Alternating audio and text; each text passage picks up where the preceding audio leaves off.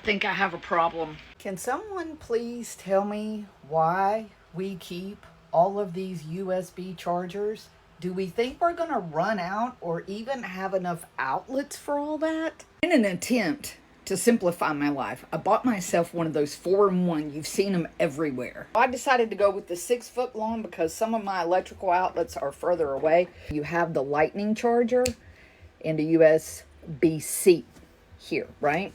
Then you have the USB-A and another USB-C. Now, this works great for me on my MacBook. These are constantly selling out. These are going to make fantastic stocking stuffers. Go ahead, hit that orange card and buy you several of these.